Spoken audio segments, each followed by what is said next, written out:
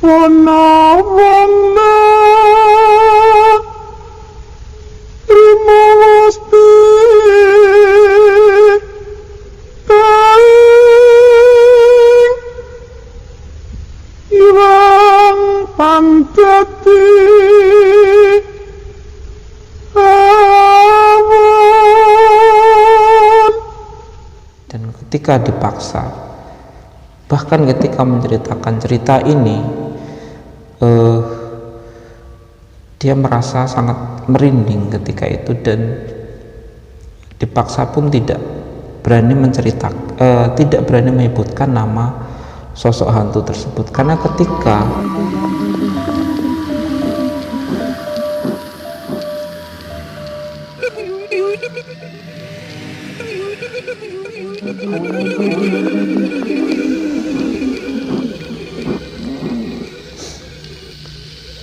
Auzubillah, assalamualaikum warahmatullahi wabarakatuh. Sebelum memulai cerita, saya ingin mengucapkan terima kasih kepada teman-teman yang telah mau mengunjungi channel kami yang sederhana ini. Semoga selalu dilimpahkan kesehatan, semoga terhibur, dan saya ucapkan selamat datang. Saya juga ingin mengucapkan terima kasih kepada teman-teman yang telah mau mensubscribe, memberikan like, berkomentar, atau bahkan men-share cerita-cerita yang saya bagikan. Langsung ke cerita. Cerita yang ingin saya ceritakan kali ini adalah cerita yang sebenarnya susah untuk diceritakan karena sosok dari hantu ini sangat ditakuti. Atau kalau kita pernah membaca novel Harry Potter, itu ada salah satu tokoh namanya Lord Voldemort, di mana di dunia sihir itu Lord Voldemort ini tidak ada yang berani menyebutkan namanya ya, saking ditakutinya dia. Mereka biasanya akan ketika menyebutkan tentang Voldemort, dia akan menyebutnya sebagai dia yang namanya tidak boleh disebut. Nah, sosok hantu yang ingin saya ceritakan ini kurang lebih sama. Jadi sudah menjadi seperti urban legend di wilayah Bangka ya, di daerah kalau setahu saya di daerah Kecamatan Lubuk Besar, Bangka Tengah. Atau mungkin cerita ini juga dipercaya di banyak tempat lainnya di Bangka Belitung ya, Provinsi Kepulauan Bangka Belitung, salah satu provinsi di Sumatera yang dulu masuk ke dalam wilayah Sumatera Selatan, Palembang, yang kemudian memisahkan diri. Nah, ketika saya mendengarkan cerita ini yang ingin saya ceritakan, orang yang menceritakan cerita ini pun tidak berani menyebutkan namanya ya. Dan ketika dipaksa, bahkan ketika menceritakan cerita ini, dia merasa sangat merinding ketika itu, dan dipaksa pun tidak berani tidak berani menyebutkan nama sosok hantu tersebut, karena ketika menurut kepercayaan mereka ya di situ, ketika kita menyebutkan nama hantu ini, maka sosok ini akan datang ya, akan datang ke rumah kita. Ada dua cerita yang akan saya ceritakan yang berhubungan dengan sosok ini yang sempat membuat heboh di daerah Kecamatan Lubuk Besar tersebut ya. Nah,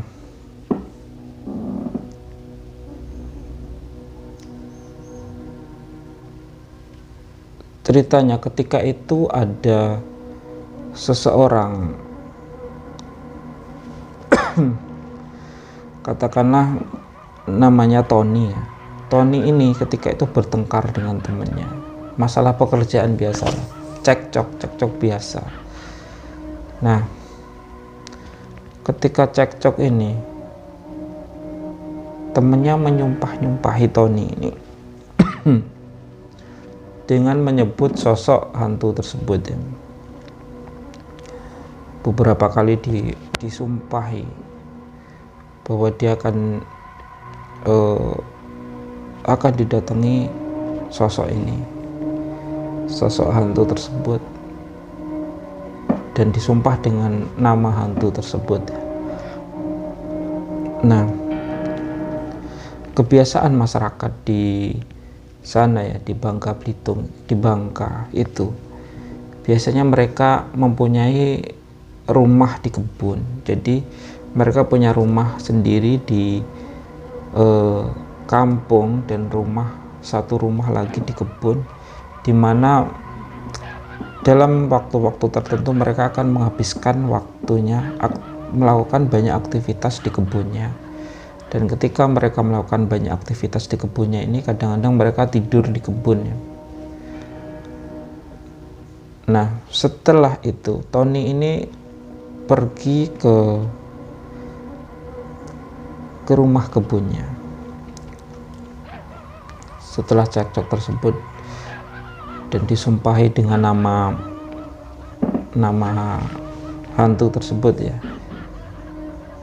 yang bahkan ketika orang menceritakan ke saya pun tidak diceritakan namanya. Hanya setelah saya desak berkali-kali, yang menceritakan ini hanya berani menuliskan ya, dan kebetulan saya lupa namanya. Yang satu kalau tidak salah namanya Mawang ya, tapi dua sosok ini memiliki ciri-ciri yang sama, kemungkinan sama ya. Yang satu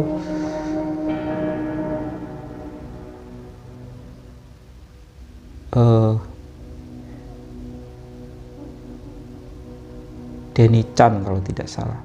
Nah,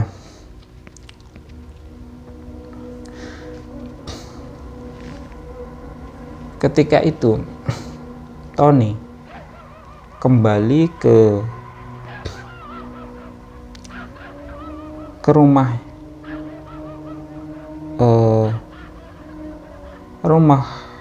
kebunnya, dan melakukan aktivitas seperti biasa. Nah, di malam itu, tengah malam, sekitar jam 1 ya, pokoknya sekitar jam 12 atau jam 1 malam, dia mendengar ada suara ribut-ribut di dapur di rumah kebunnya tersebut. Jadi ada suara aktivitas orang di dapur tersebut. Bahkan orang ini pun terdengar seperti marah ya, melempar-lempar barang di dapur tersebut. Nah, ketika itu karena Tony mengira ada pencuri masuk ke rumahnya dan penasaran, dia pun mengintip dapurnya. Dan ketika itu dia melihat ada sosok hitam yang berbeda dari manusia. Jadi sosoknya hitam, besar, berbeda dari manusia, dan mendekati bentuk kera, tapi tidak bisa disebut kera. Jadi wilayah-wilayah perkebunan di Bangka ini, di beberapa tempatnya ini biasanya sekelilingnya ini hutan atau kebun-kebun karet yang seperti hutan luas. Dan dia melihat sosok ini di dapurnya seperti marah dan memberantakan semua peralatan-peralatan di dapurnya, menjatuhkan piring-piring dan lain sebagainya. Dimana sosok ini adalah sosok yang tadi ya, yang namanya tidak boleh disebut tadi, memberantakan barang-barangnya di dapurnya, Dan di situ Tony tidak berani melakukan apapun ya, hanya mengintai dari lubang di dapurnya tersebut. Dia tunggu sampai beberapa lama kemudian sosok ini pun akhirnya pergi dari dapurnya tersebut dan tidak tahu kemana. Dan semenjak itu Tony tidak berani lagi tidur atau menginap di rumah kebunnya tersebut ya, karena kejadian tersebut. Ada satu kejadian lagi yang mirip. Jadi waktu itu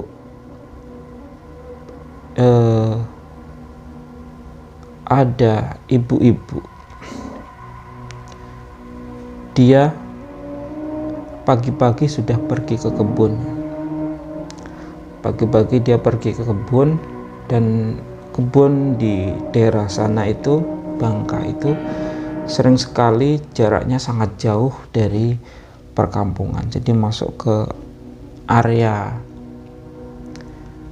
seperti perkebunan karet dan lain sebagainya, atau bahkan hutan-hutan liar yang tumbuh dari tanah yang telah dibuka tapi tidak digunakan untuk berkebun, akhirnya menjadi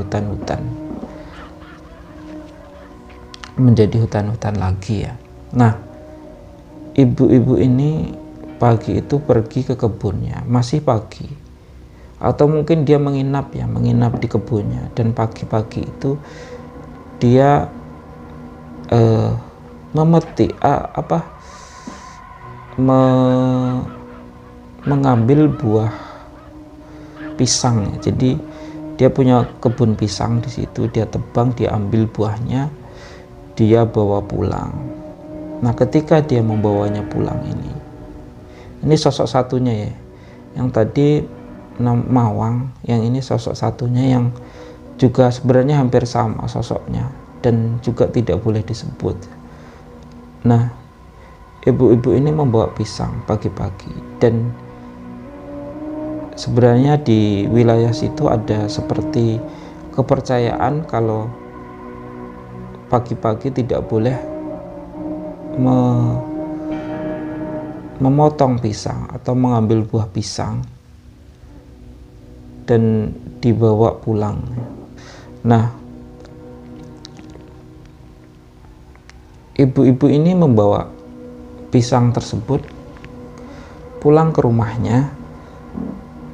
Sepanjang jalan dia merasa ada yang mengikuti ya, ada terus yang mengikuti dia, dan dia, sosok ini juga baunya cukup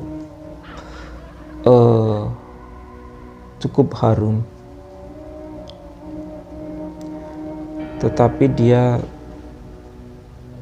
tidak mempedulikannya dan terus melanjutkan perjalanannya. Beberapa kali dia di sudut matanya dia melihat ada sosok hitam besar yang mengikuti dia, tetapi dia tidak terlalu mempedulikan dan terus berjalan sampai ketika dia letih, dia duduk sebentar di salah satu tempat di area perkebunan yang luas ya, di area hutan-hutan yang luas tersebut. Dia istirahat sebentar, duduk sebentar, karena ketika itu mereka banyak yang hanya jalan kaki ya, walaupun jaraknya cukup jauh, dan itu mereka cukup kuat untuk melakukannya. Dia duduk sebentar di situ sambil mengucap ya, ngapa ngikuti saya terus? Sebenarnya kamu mencari apa, kata ibu-ibu ini, tetapi hanya mengucapkan biasa. Setelah itu dia melanjutkan perjalanannya, tapi dia lupa membawa pisangnya kembali ya, karena mungkin dia sibuk dengan aktivitas yang lain. Ketika duduk istirahat ini, dia melanjutkan perjalanannya dan lupa membawa pisangnya lagi. Nah, ketika dia pergi ini, dia tidak diikuti lagi, dan konon sosok ini ternyata hanya mengincar pisangnya tersebut ya. Jadi mengikuti dia terus karena dia membawa pisang masih pagi-pagi tersebut habis subuh ya, memotong pisang habis subuh dan membawanya pulang. Dan cerita ini cukup waktu itu cukup banyak tersebar banyak di wilayah tersebut, dan kebetulan yang mengalami pun masih yang cerita ini yang mengalami pun masih tetangga kami ketika itu, yang ketika tinggal di sana ya. Dan salah satu cerita yang mungkin ada hubungannya dengan sosok ini, atau mungkin dengan sosok yang lainnya, wallahu a'lam, itu saya alami sendiri ketika pulang dari maghrib, pulang dari kebun, terlalu malam ya, jadi sudah menjelang maghrib itu saya baru sempat pulang dari kebun ketika itu, dan lokasinya cukup jauh ya dari jalan raya. Semenjak membersihkan badan di sungai di pinggir hutan ya, di dekat kebun itu, saya mencium bau harum yang sangat menyengat, yang padahal di situ tidak ada bunga sama sekali dan tidak ada pohon yang berbunga sama sekali. Dan bau itu terus mengikuti saya sepanjang jalan di kebun tersebut sampai saya pulang sampai ke jalan raya ini, baunya masih terus mengikuti ya, padahal saya pakai motor ya ketika itu. Wallahu alam, makhluk apa yang mengikuti ini? Mungkin kalau dalam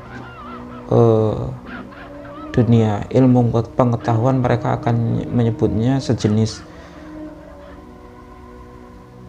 sosok-sosok tertentu yang